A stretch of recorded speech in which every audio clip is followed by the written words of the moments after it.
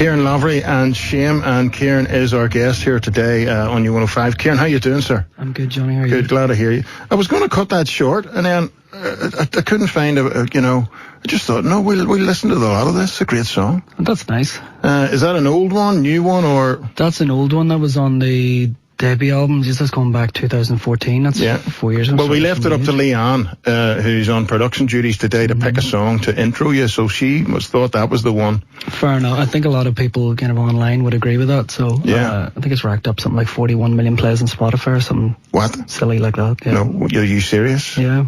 41 million plays on Spot. That's absolutely incredible. It's daft. You're saying it's daft. Do you not take it seriously then? Or is it all your family members streaming like mad 24 hours a day? But that's incredible. Yeah, I think it's almost the kind of thing where if I think about it too much, then I don't actually know what way I would be able to take it in. So I just let it do its thing and just get on with everything else, That's amazing figures. I mean, any band top of the charts would be more than happy with that.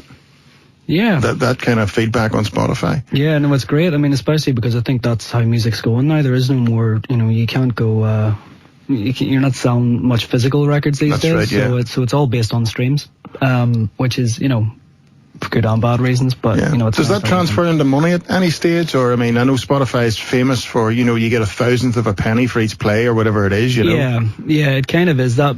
To be honest, I think with the amount of conversations and doors that have opened for me just based on that statistic alone, it's sort of worth its weight.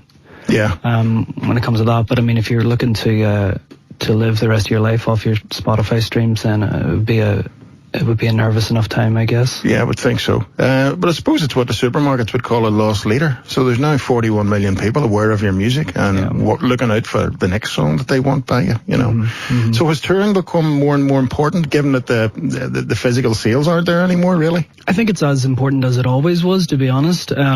Because as much as people can listen to music online, you sort of just exist as this number or this name and just, you're maybe a nice photograph on Instagram somewhere, but whenever you're right in front of people, I find that's the way to actually hold on to fans, and you create lifelong fans rather than just someone who's a casual listener who happens to hear your music and maybe forgets about it because it gets lost in amongst the hundreds of thousands of releases that happen every week. A comment that has been made about your songwriting, your lyrics, and indeed your performances is that you tend to bare your soul. You're not afraid to let it all go. Is that a thing that you're conscious of? Not really.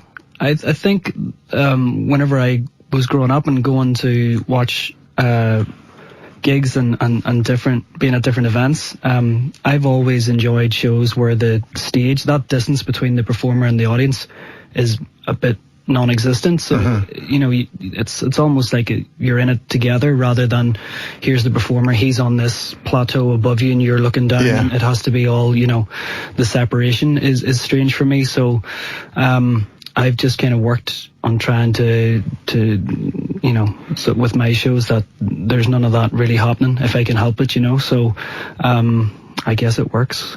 Yeah. Do you remember any particular acts that impressed you when you were younger that you went to see?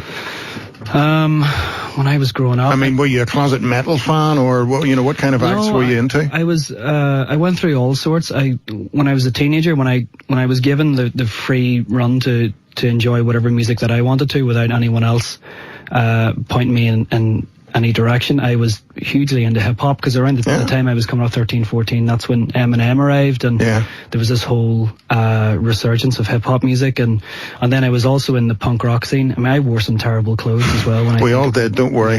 Burn the photographs. I don't even think I have any. But and then I got to around 15, and I picked up the electric guitar and quickly realised I can't play this thing. It's horrible. And so I lifted the acoustic, and then with that I started listening right back to 50s and 60s, and jumped in at Johnny Cash, Hank Williams, Bob Dylan, Leonard Cohen, Joni Mitchell, and I just kind of went and worked my way up through into current music. Were your friends into music? I'm just wondering about what the reaction would have been in your sort of peer group. If I'm listening to Hank Williams, by the way, they're all going, "What? You don't have the new Pantera album?"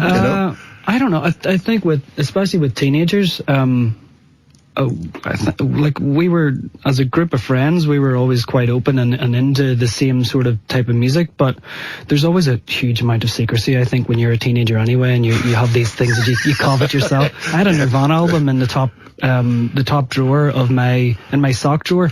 I used to hide it there in case my brother beat me up for calling me a grunger.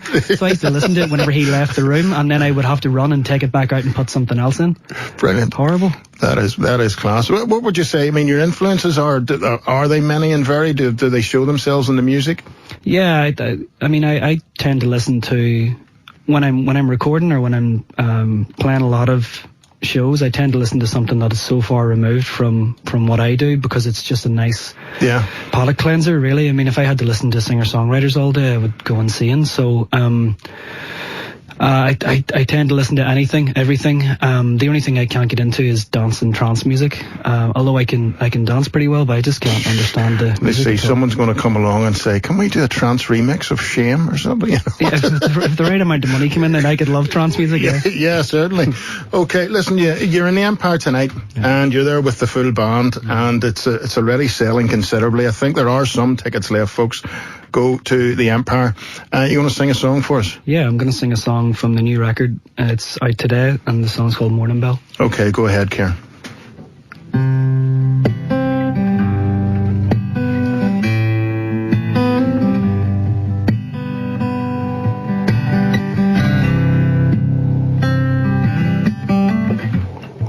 Do you ever feel like Jesus Christ? 'Cause you're holding yourself like you're bound to leave this life. I feel like a motor car with nowhere to go. Time is just a cigarette and my life is smoke. Yesterday has come and gone, yet it clings to my skin like a memory or song. I was just a passing through, now I'm here to stay. Lead me down a garden path, I am destined to stray. In my heart is a hurricane, and my hands don't feel the same way. And time moves slow today, and my love and I can wait. I've been all over your town, and I've been through your gate. I've heard almighty sound. Careful goes a dreamer with a head in the sky. Busy little fever right between your eyes. And my heart is a hurricane, and my hands don't feel the same way. And time moves slow today, and my love and I can wait.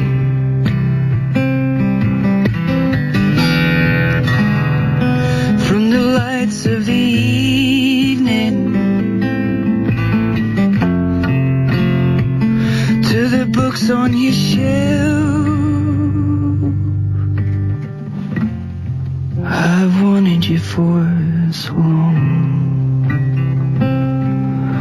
Then I cried in every doorway and empty hall, waiting for the morning bell just to raise my eyes. Come to me easy now, I'm broken prize. In my heart is a hurricane, and my hands don't feel the same way, and time moves slow today, and my love and I can wait. Ciaran, that is brilliant. Listen, thank you. That is absolutely superb, sir. So the album is called Sweet Decay. Mm-hmm. It's out now. You can go and download it, whatever. And you're in the Empire tonight. I am indeed, yeah. And I was just checking there, 80 million streams your songs have notched up. 80 million people. Yeah, again, I try not to think about it. That is mental. But listen, well deserved. Ciaran, Thanks. Good luck, sir. Thank you very much. Cheers, thanks for having us.